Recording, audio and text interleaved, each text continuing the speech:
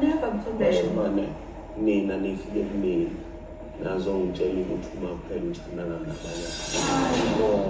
Naye wayemention izinto ababekade beyikhuluma. Kodwa today, I know izinto eshoyinina lezo. Angimazi mina umuntu wakhe. And for that matter akunawo ne-interest.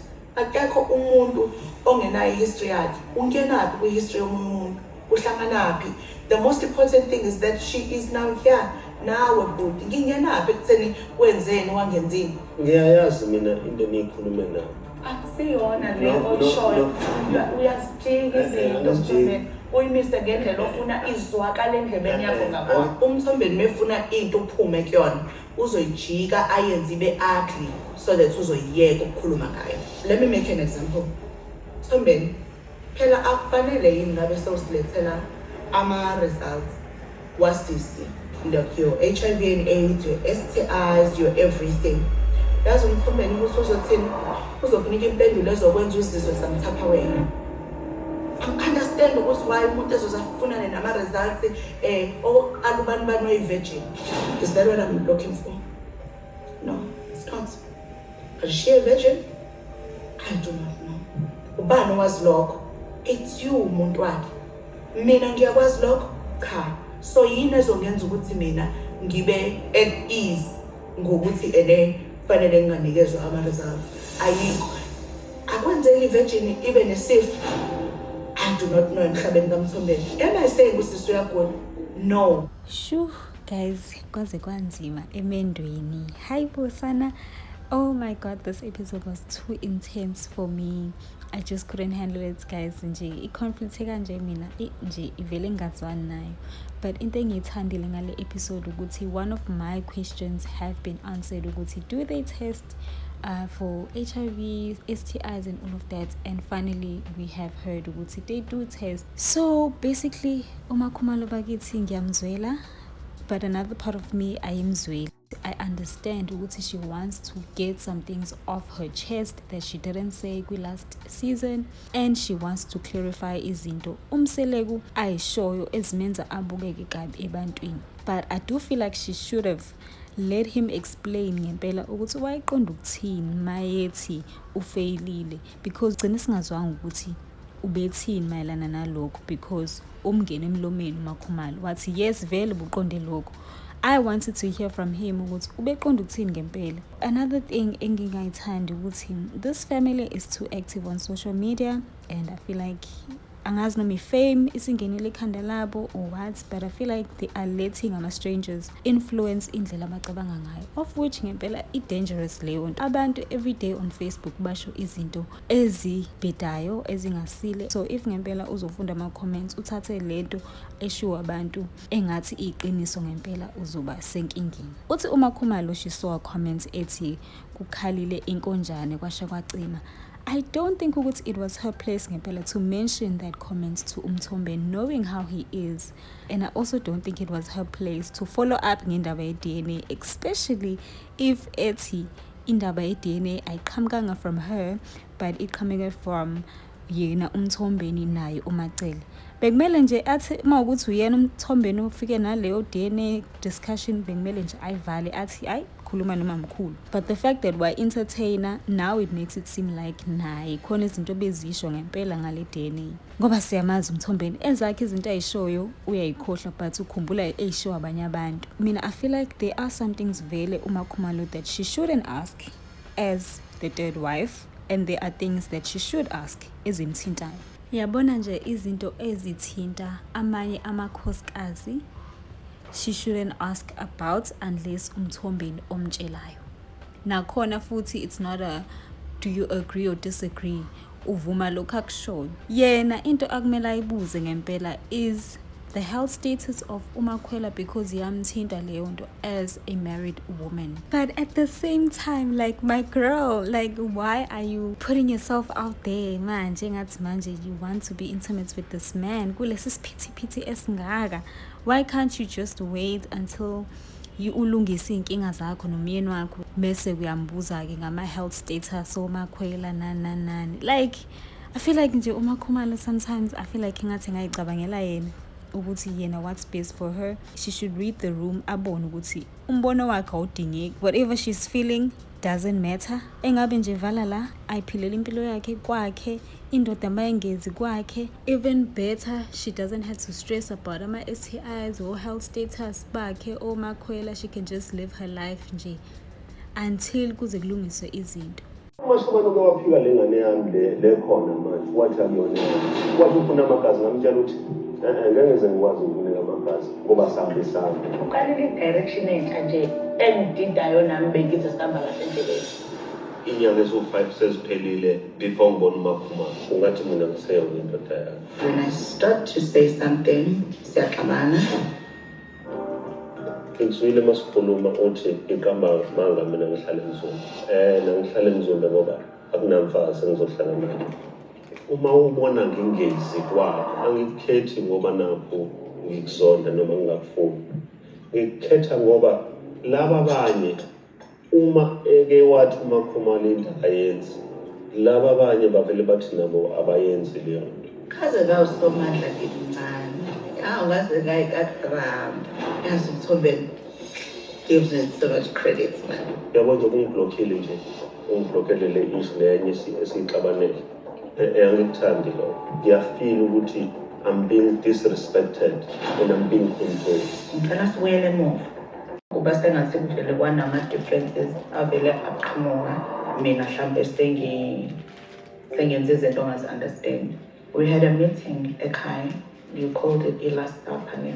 Kuleyo meeting awuzange ungitreat kahle. Okay. And that day ngabuza ukuthi iyona yini indlela le esesiphathana ngayo because ngiyabonisa ukuthi awukhulumi kahle nami. Waqhubeka wangayeki. And wabona kumina ukuthi angikho right. At some point wamisa isandla kanje wathi must talk to the hand. When you have a tendency ukuthi ungitshela ukuthi ufuna ukukhuluma 1 2 3 mase silana sesibona nje lengukuza ukuthi ngike ngathi okay awukho yini ngike ngathi awukho ke kufunda lo mase sicimile ama camera zoba nje angishothi ungakhuluma nami kanjani ngicela ukukhuluma wena ungakhulumi nami kanjani because uyangisukela angishothi ngizofuna ukukhuluma la angani ukuthi ngiyaphi la angilambanga ngifune kudla a-committee ke bengiza kuyona. Asiqale ngokuthi uma ngabe ngiya lapho kwi-last supper ngiye vele sengihlukumezekile. 1 ngiyagula. Number 2 umakhumalo akavumi ukuthi leli gama engilisebenzisile ngikhuluma noma yena uma yena esexabana nami lashiwo nguye. Sithe nawe kuma diary wakhuluma kakhulu and I was just quiet. I was just quiet because ubuhlungu engangibuza ngangirealize ukuthi ngeke ngikwazi ngisho express ukuthi ngizizwa kanjani ngezinto ozikhulumayo. From that day asibange sibe right because iqiniso lithi wangitreat kahle. Sahlukana ngalelo langa ngaqhubeka. Wawushilo ngekuye kwami not just kwami ngekuye emizini yethu. Isizathu sakho ngaleso sikhathi kwangeyonto ekhalelayo kwakuwukuthi wone kakhulu imizi yethu ipunisha thina leyo nto. Kodwa futhi uthi awuyi ngoba wena uwonile. So in my head ayenzi senze lento eshoyo.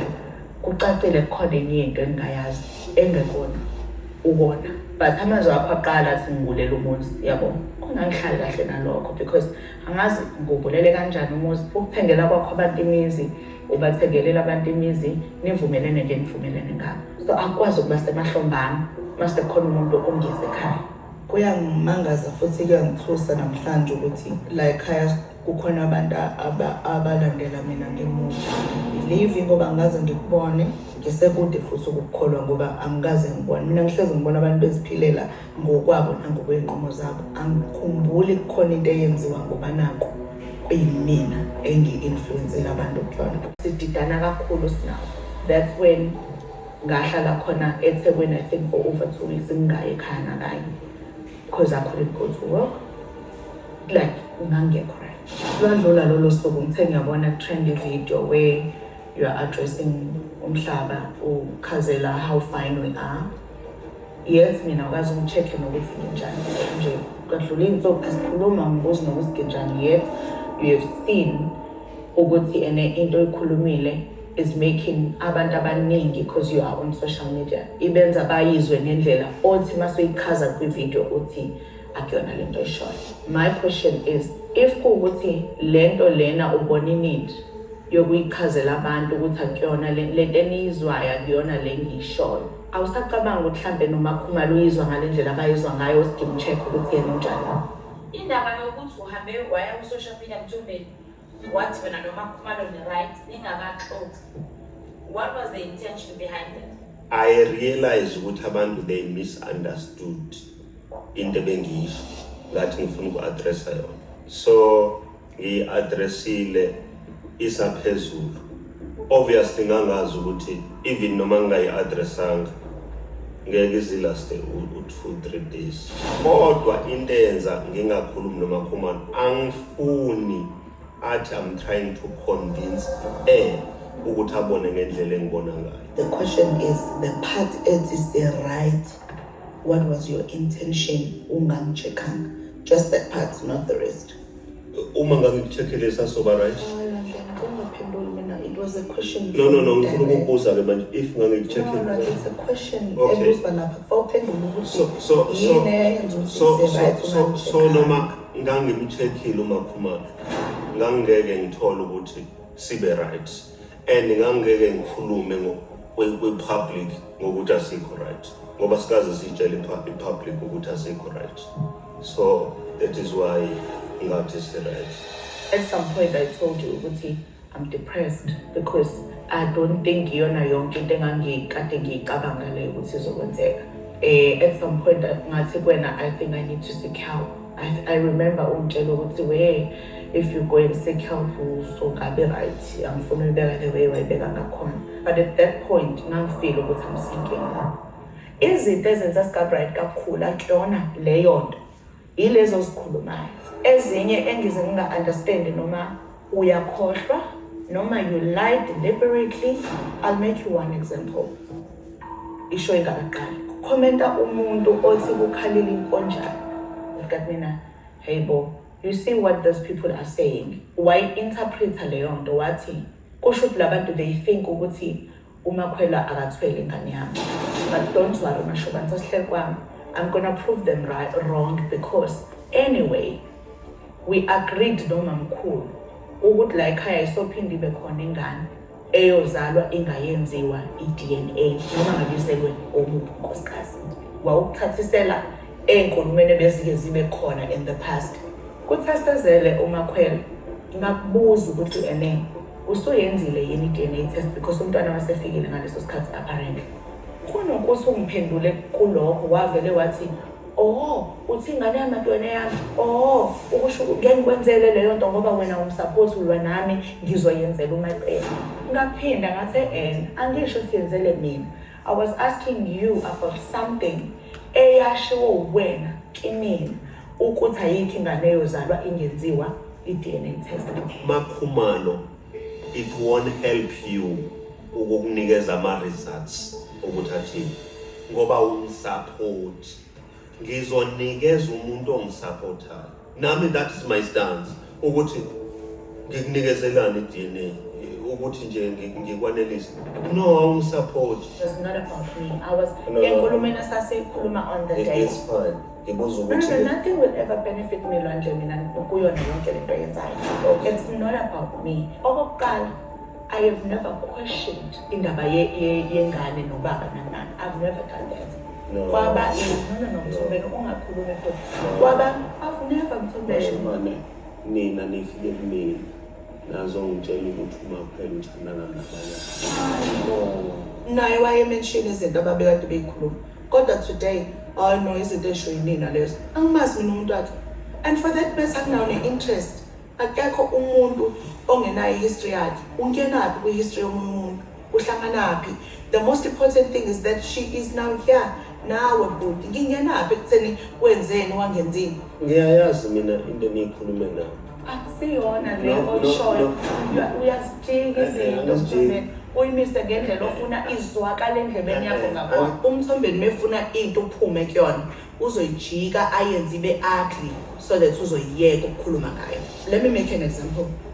Mthombeni phela akufanele yini ngabe sewusilethela ama results wasisi, like your HIV and AIDS, your STIs, your everything. yazi umthombeni ukuthi uzothini uzokunika impendulo ezokwenza uzizwe samthapha wena. Understand ukuthi why umuntu ezozafunane nama-results okokuqala ubani bani oyi-virgin.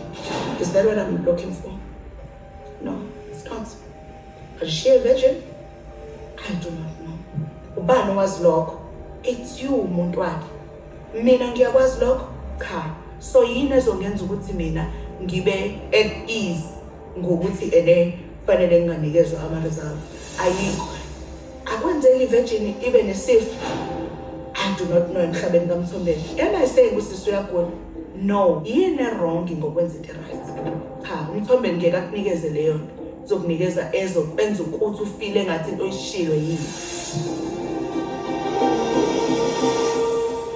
So, ngifika ngizobamba ekhuluma ngendaba yasemzini. Ukuthini nje? Uthi angulungise lawo mazwi ngizohlala khona. Uyohlala khona full time? Mama ngihlala khona full time. Phela ngiyeka zakwazi ukuhlala emzombolwane. Njengoba nje noSine wathi mangabe esehleli lapha wabona ukuthi hayi ngangani. Same thing izokwenzeka nokulwandle. Futhi ngeke azahlale full time. Nina ukhuluma ngani futhi? Nayi. Lokho kuphela ikukhumbulayo. Lokho kuphela ukukhumbulayo. Usirazi lokho kuphela. Awukho okunye omshele kona. You. Kecekile mana. Utheni? Engathi Khona ukumithisa nongamithisa engathi umithizile engathi ngidingiwe-ke manje. Ukuthi nje lapha yanemzumbe kahle kahle bazovula i-crash benoSine. Intombi yakho leyo wayitshela ukuthi wena uthini mayelana nomuntu uma ngabe ekhulelwe? DNA. Wamtshela? Uyazi? Oh, hayi kuyabonakala-ke.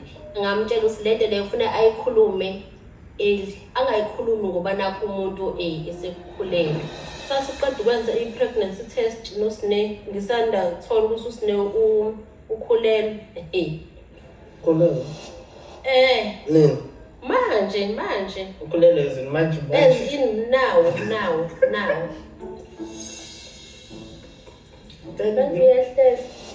Angazi ngendaba zakhe phela waseqala. So ngimtshelile kuSine ngase mase kukhumala kakhulu lesi sakhe uzohamba phela nje. Okay, thina singabanga asingeni lapha endaweni zesinus. Mina manje sizoqala ukuthi ukuthi uzohlala naye ngakhumbuzo ngathi mina ngihlala naye esikhathi kade ngathi avela ngithina behlala ngesibhaqa. ubeza ngokuvakasha ubeza ngokuvakasha uSine akasahlala esikhathi full time uyohlala emzumbe ulwandle uyalalela nje athathe lento esho baba yonke lento abavumelane ngayo ayikho ngeke yenzeke lwandle ungayingeni yasemzumbe yekhe saphuma kudala emzumbe ngeke manje uqalwe phansi kuthiwa wena uyobuyela emzumbe uyohlala emzumbe ngeke kwenzeke lokho usani ukhohlisana ngoba uthanda ukuhlala la ngizoyihlalela ekhaya mina ukuthi bona bamangani nobani kanjani ngeke sendaba yobanga umzumbe akuhlangani wena lutho nje mina kodwa ngoba siyahlala bonke bathanda bengathandi ukuhlala khona ngoba isekhaya usaba sozwana noma ingane yakho ngizozwa sozwana sesizohlangana-ke naye neki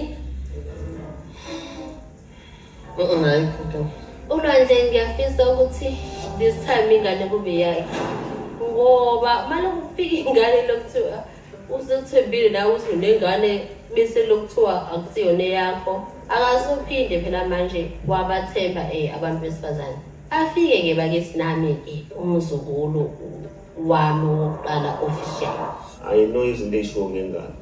I know izinto ey'shiwo nge-DNA. ayino izinto ey'shiwo ngayo umakhwela ukuthi bethandana nomuntu asebenza naye. Angimazi. I know nothing. Angikaze ngihlale naye eThekwini. Angazi lutho alwenzile. Yayi kwi-social media leyo nto. It was people were saying on social media.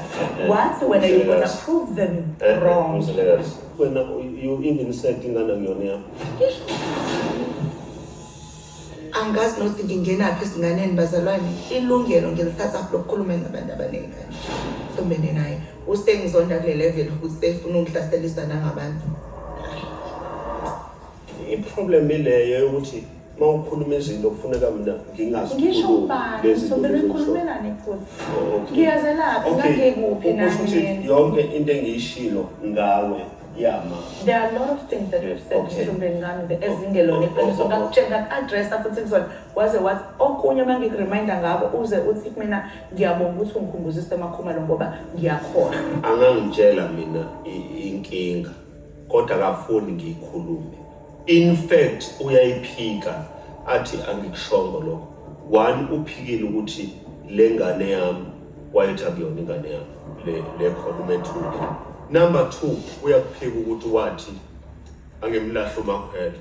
Kodwa into eyenza ngingayi kwakhe, into eyenza ngingavumi, ngingakwazi ukuya unblock ingoba ngimlahlile umakhwela. So lento lena inkinga because mina angiyibuki kuphela ngalesimo esibhekene nazo. Ngiyibuka nangezinye izinto esidlule kuzona.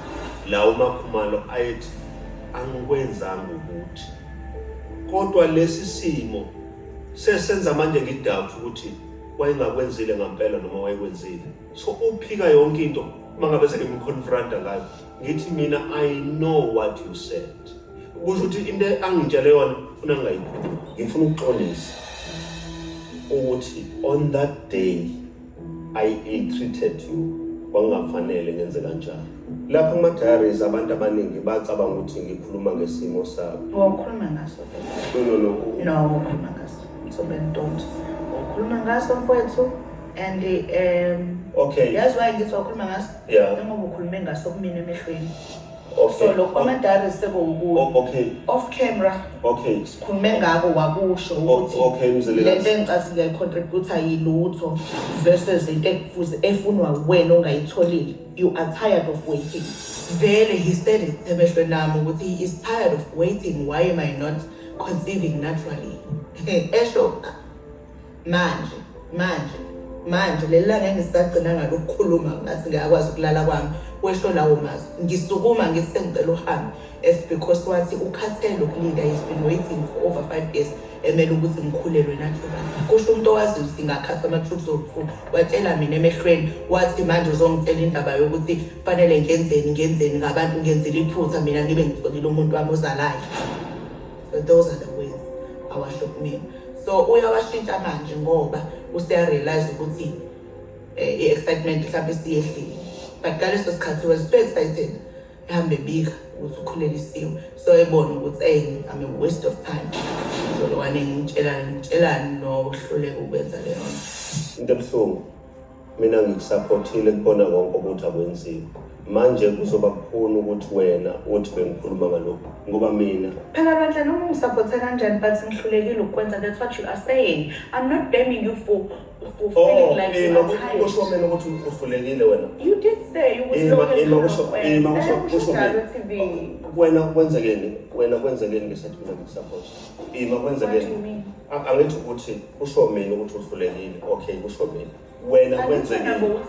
Wena uhlulekile. Okay, you people say endlulekile. Ngoba legama lokuhluleka ilona mhlawumbe lenkinga. Didn't I fall pregnant several times? Given ama ectopic pregnancies. Angizange ize ngilale esibhedlela ngihlinzwa ngenxa ama ectopic pregnancies. Angizange ize ungibone ngisafarisha because of that. Iyona ke. Khona ukuhluleka lo. Is that what you regard as ukuhluleka? No, I'm asking. Ngifuna ukuba clear because when I'm told ukuthi ngihlulekile ngathi mhlawumbe angikhonanga ukukhulelwa. No. So angizange ngize yini ngizame nawe. Ngithi uthi wena mina ngathi uhlulekile. Ngithi wena uthini ufuna mina ngivumelane nawe ukuthi no ngifuna uvumelane nami ngifuna uthi awuhlulekanga ungathi mina ngithena wena uhlulekile. Awuna lengisho into eshilo nje. Angaze ngimlisele because mina lo I've been saying Sinomakhumalo we have ancestor children. Meaning ngiyarecognize ukuthi lo muntu ukhulele. Angimliseli lo. Lesimo sakhe singaffectile. Kodwa bekufanele ngisupport uMakhumalo. Yazi ukuthi into ehlukumezile awukwazi ukusho ukuhlukumezeka kwakho. Kufanele ukhulume ngalo muntu because moko wakhuluma ngawe uzothwala indaba usuyenza ibe ngawe. Kodwa leso simo singaffectile kakhulu.